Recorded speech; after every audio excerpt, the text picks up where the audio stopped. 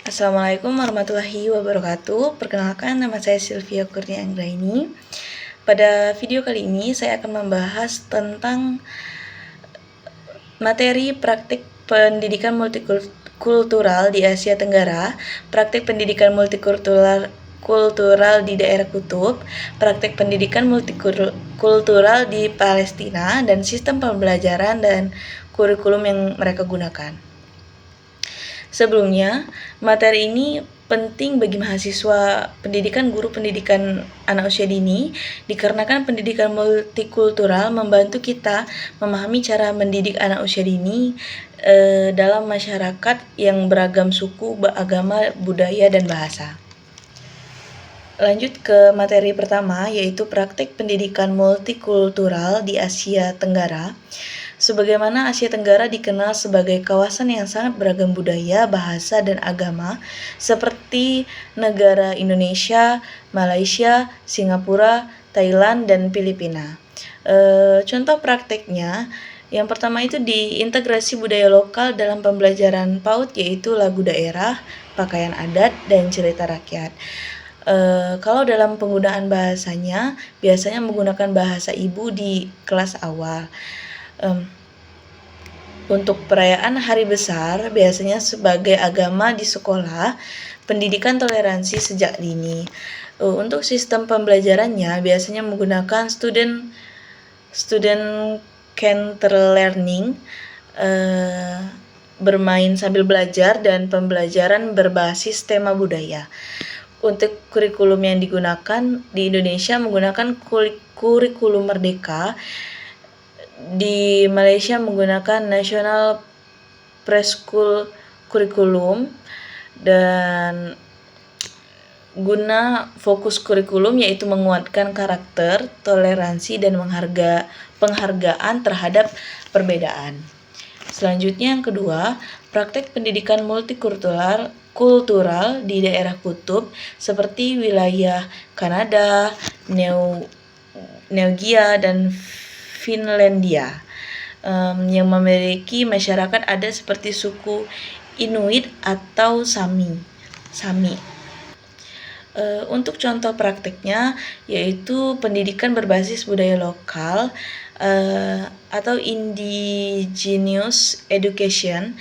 Yang kedua itu ada mengajarkan tradisi berburu, alam, dan nilai kebersamaan. Yang ketiga ada menggunakan bahasa asli dalam pendidikan awal. Untuk sistem pembelajarannya biasanya menggunakan outdoor learning, yaitu belajar di alam, atau belajar melalui pengalaman langsung, dan pembelajaran kontekstual sosial lingkungan dingin ekstrim. Untuk kurikulum yang digunakan yaitu kurikulum nasional negara masing-masing dan dikombinasikan dengan kurikulum adat lokal. Contohnya di Finlandia, pendidikan anak usia dini sangat menekankan kesejahteraan anak, kesehatan anak, dan hak anak, dan kesetaraan. Selanjutnya yang ketiga ada praktek pendidikan multikultural di Palestina.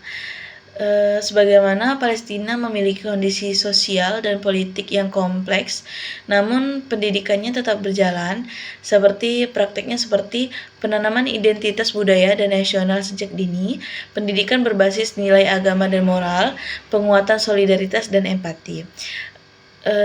Dan juga sekolah sering mendapatkan dukungan dari lembaga-lembaga internasional seperti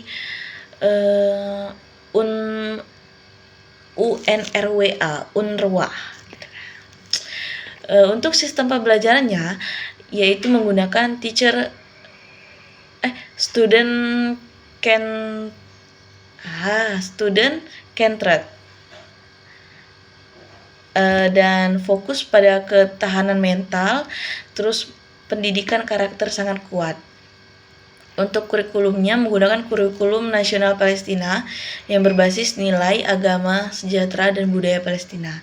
Yang keempat ada implikasi bagi mahasiswa PAUD.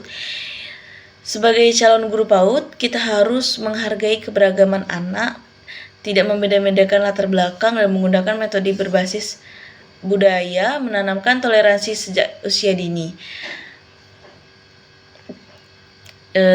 Yang terakhir Kesimpulannya, di Asia Tenggara menerapkan pendidikan multikultural melalui integrasi budaya dan toleransi.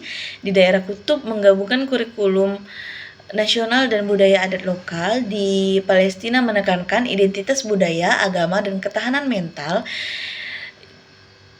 yang sistem belajarnya disesuaikan dengan kondisi sosial, budaya, dan negara masing-masing.